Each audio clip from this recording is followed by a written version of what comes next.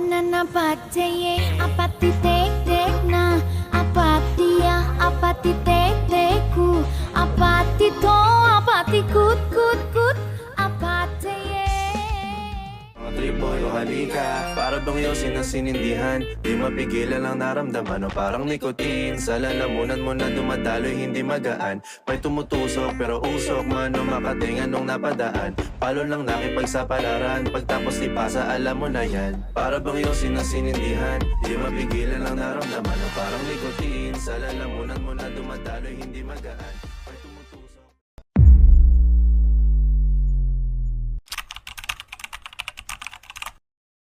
I'll keep on loving you kung sadyang di ako ang sigaw at tibok ng puso mo.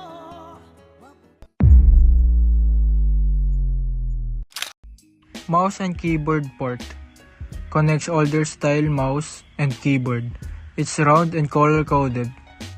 VGA port connects a monitor using analog signals, common in older monitors and projectors. DVI connector sends digital video to a monitor, better quality than VGA. HDMI port transfer both audio and video to screens like monitors or TVs, used in modern displays. USB port connects devices like flash drives, keyboards, and phones, transfers data and power. The modem port connects the computer to a telephone line for internet access. It was mostly used in a dial-up connections, old type of internet. Microphone audio and jack connector, used for connecting speakers, headphones, or microphones. Allows audio input and output. Heatsink absorbs and removes heat from the components like the CPU or chipset, keeps the system cool and prevents overheating. Integrated circuit or IC, a small chip with electronic circuits inside. It controls a specific task like processing data or managing power. Capacitors. Capacitors store and release small amounts of electrical energy. They help smooth out the power and keep the system stable. 4 SATA connectors or 4 SATA connectors connects storage devices like SSDs or HDDs to the motherboard. SATA or SATA allow fast data transfer. FWH in PLCC or firmware hub in plastic lidded chip carrier. Store system BIOS, basic instruction for startup. It's an important chip in older Intel motherboards. CMOS battery powers the BIOS chip so it can keep the date, time, and system settings even when the computer is off. ATA or ATA, old type of connection for hard drives and optical drives, slower than STA or SATA but was common in older PCs. The North Bridge connects the CPU to high-speed devices like RAM and graphics cards. It controls data flow between these parts. The South Bridge manages input or output functions like USB, audio, and storage. It works with the North Bridge to control the system. Memory slot or RAM slot. This is where you insert the RAM, random access memory.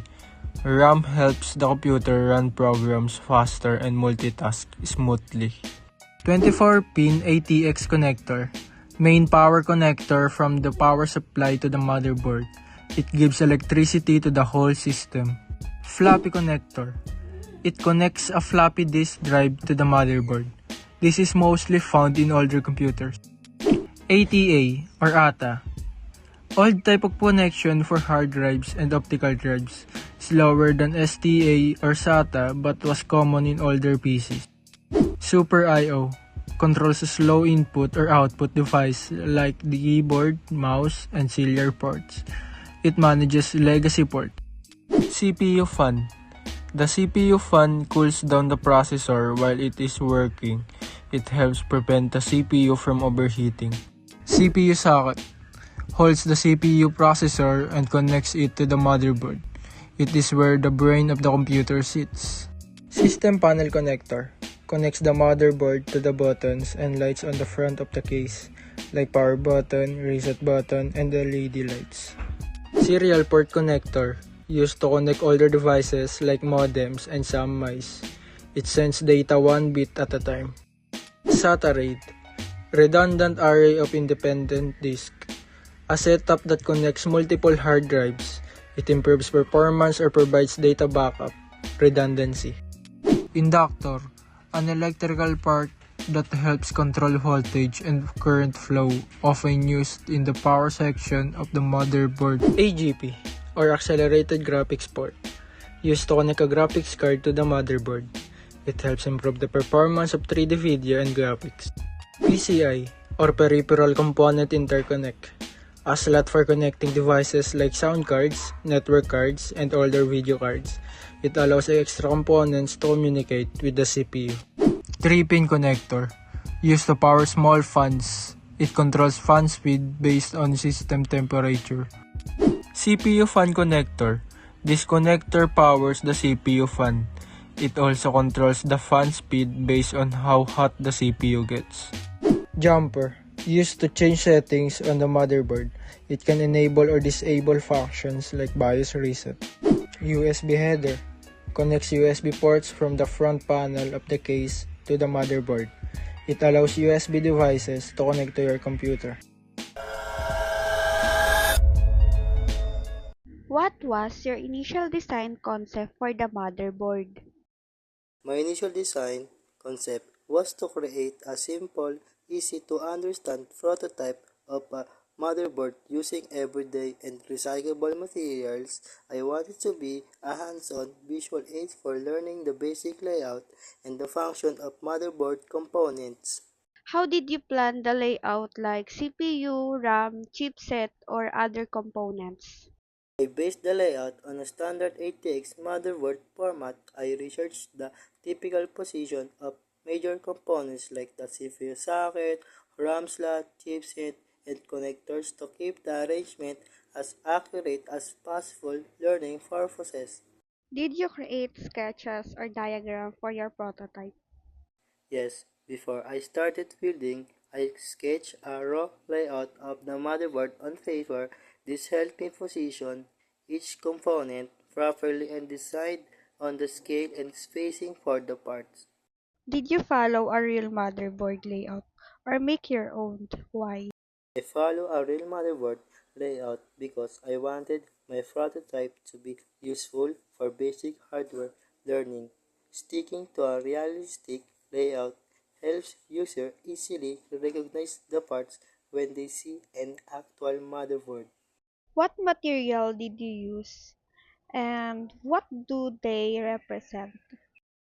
Lego bricks represent components like RAM slots, heatsinks, capacitors, and connectors. Cardboard. Cardboard was used for leveling and plots parts like PCI and AGP slots. Plywood serves as the baseboard representing the motherboard PCB.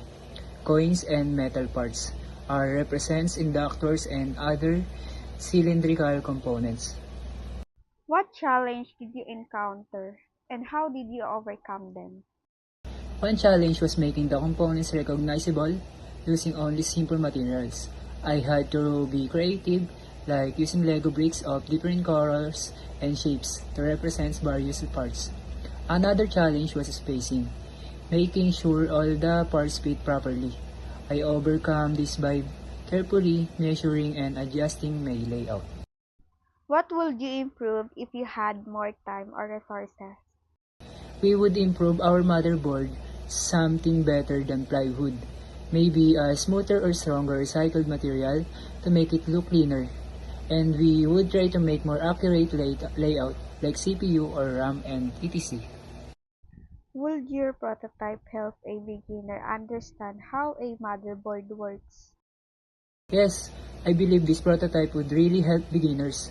It shows the position and role of each major component in a simplified, hands-on way. It's not electronic, but it gives a strong visual idea of how motherboards are structured and how the components connect.